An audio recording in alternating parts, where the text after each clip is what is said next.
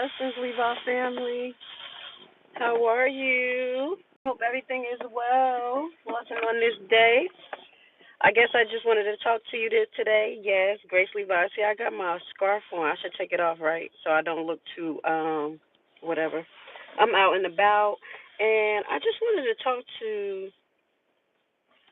my subscribers about something off the topic of what we always talk about. And we do talk about politics. Look at my lip gloss on or something. I'm feeling all like not totally prepared, but God said go and get prepared. Okay, there's a little lip gloss on, baby. I look cute. Anyway, so basically, I wanted to talk about. I think I'm gonna do a few little short clips of this, and this is not gonna be long. This is just something that came to my heart, and I think it's something that I should share with people. Now, we did talk about a little bit about what's going to, like, Trump 2025. I haven't been able to really deep dive in it because I've been so, like, wrapped up in Dalton and Thornton, but I have still been paying attention to what's going on. And as you see periodically, I'll put some meetings that's happening with the Senate, Congress, things like that. One of the things that we talked about was, I had presented was the Congress talked about the migration issue. And, there's different perspectives to that migration issue, and I'm not here to talk about if you agree with it or don't agree with it, but what I do want to talk about is us getting prepared for a Trump 2025. It's much different than from before, and I really think that his policies hasn't strayed so much from his first initial presidency, the way he felt towards migrants. But right now, because we have so much migrants here, and I think there's going to be a heightened of vigilante going on, that us, people who are minority, I mean, even people who are considered Gentile, you guys are mixed. And one of the things that I had brought up was like, how can they really determine who is going to be who, because America is already a melting pot. We already have a melting pot of people here that are immigrants. You see what I'm saying? So I'm like, hey, what we going to have to do? Walk around with paperwork, for people to, present who they are if they just start running down on people? Because you could see me and think I'm an immigrant, and I've been here for a long time, and there are Caucasian looking people who look Spanish, have Spanish in their background, and they're going to be targets. So I was like, wow, what does after January 20th going to really look like for us? So when it comes to migration, I just think that some of the things that we have to prepare for in our community, and I'm just going to keep it short and sweet, we need to have our identity together. um it's so crazy because it was like, wow, when it came to me.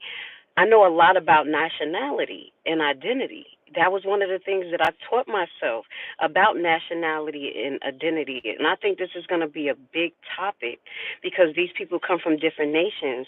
So, us as black people, or people who you consider yourself black, I think this is the time that you're going to realize that black comes from no nation. Blessings, guys. And that is not a disrespect to my brown melanated people who categorize themselves as black. We have our African Americans, the tribe of Judah, that's what I consider you, are really stuck on this categorizing yourself as black. You have to remember that black is not connected to any Palencia, any land or anything. And I gave this example plenty of times. You hear it. You hear China, Chinese, India, India, Africa, they're from a certain part of Africa. They identify Kenyan, things like that. And we still have to find our identity. And I could put myself in this because I went through the process of figuring out my identity. And the reason why I had to find out, because not only being connected to Haiti was part of my identity, but that didn't protect me. It don't protect me. I'm in the same category as African Americans when it comes to coming from the nation of Haiti. We are not considered the best nation, blackballed politically, economically. You see what's going on with us. So if something was to happen to me, and I was to go to court, I don't have a dual citizenship anywhere connected to any nation, and I have to represent myself.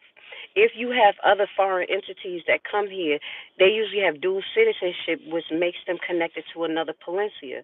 Let me give you an example. When that, I think it was like a Chinese officer, please don't kill me about the nationality, end up shooting the Caucasian lady by mistake. He had people come from his embassy to help represent him, help him fight his case. And that is one of the things where it comes to nationality and identity, and that we're missing as black people. And I say we because the people who, if I was to get dual citizenship in Haiti, knowing that I'm a first generation here, they're going to help me a little bit, but you know what it is. That's why I put myself in the category as you guys. So let's get back to immigration now. Now we have black people who are going to have to walk around and identify yourself. Most everybody's going to have to. That's the only way that this is not going to turn into chaos, because they're going to be running down on people, areas, and it's going to be just like the stop and frisk. That's just kind of what I'm thinking. I'm praying no, but you give me an idea of how you think that this is going to logically roll out and it won't affect us all. So this brought me to the concept of when I was looking into nationality and things like that, I got my birth certificate authenticated. Okay, people don't understand what that means, and now today I'm like, oh my God, I got my birth certificate authenticated, and it literally prepared me for what's about to happen now. Now, I'm not sending you guys on a frenzy to go get your birth certificate authenticated, but I think you guys really need to take this in consideration. Now, basically, getting your birth certificate authenticated in the United States as a citizen, you do that to ensure that once you bring that document to another piece, another land, another place, they would know that it is a true and legal document from the United States. And you like, whoa, what? My birth certificate, just my regular birth certificate, will not be considered as a true identification document in some countries. Yes, it will not, because the birth certificate is so easily distributed. I mean, I get three, four, five of them. It's so easily distributed that when I had got a replacement from my daughter, and when I filled out the application, I had put the wrong birth date. They actually issued that birth certificate with the wrong birth date, and I was like, wow. That showed me a lot. Like, wow, how could they just let this go through? I ended up just making another birth certificate with the right date. This is a regular birth certificate. So that showed me that the birth certificate is not secure. Does that make sense? So during the process, and I'm not going to get into what I was learning a lot, but it prepared me. I told you I was learning how to represent myself in court under God, how those sovereigns was doing. Don't follow it, just learn from it. I learned a lot, and I learned these concepts. So I got my birth certificate authenticated. So if I go to another nation and something was to happen and I have to travel, there's no ifs, ands, or buts about it if I was actually a U.S. citizen and this was my land of birth. Now, the reason why I think this authentication process is important is because now you're going to have, like, we have hundreds of thousands of new people walking around here. It's a lot of fraud. It's a lot. They transfer people deeds out their house. People steal people identity all the time. So I think that a lot of identity theft is going to happen. Pay attention to what went on with the identity theft that's been happening at these big organizations. You see what I'm saying? I don't know why this came to me, but it did, and I think it's very important. So I think I'm going to continue to do series of what we're going to look like in a Trump 2025. So in this particular segment, I just need you guys to understand the purpose of, or the importance of credentialing, your credentials, your birth credentials in this point of time, and just be prepared, because I do think, I pray that it don't, but I think it's going to get ugly, because I really can't see no other way of them implementing, moving mass amount of um, immigrants, migrants, that's illegal, the ones that's illegal out. It's going to be some hardcore hit in the streets. So we got to have our identity right. And I think you guys are going to get a taste of stop and frisk. I'm going to have to say this, and this is where I'm going to get biblical, because y'all know I'm a Hebrew. Everything that's done unto the black people, the ex-slaves, is being done upon the nation, where everybody's feeling it. It wasn't a problem with stop and frisk before. We fought against it. But it seems like it's going to happen nationally. They're going to have to do something. So that's what I wanted to share with you. So if you got anything from this, please look up authenticating your birth certificate. I went through the authenticated process. I had to go back to my birth estate, the state that I was born at, and I also authenticated my children's birth certificate. So if something was to happen, they'll know that that birth certificate is a legal form. Does that make sense? Does that make sense? All right, so I do want to say thank you so much for being with Grace Levi. Thank you for the people who have the mind to understand this. This is the type of time that I'm on. For real, for real.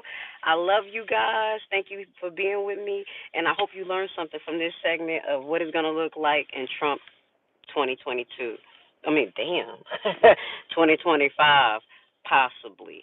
Okay, we just kind of getting prepared because I think it's gonna look a little ugly. So you have a great day, y'all. I love y'all. Should I look at y'all comments?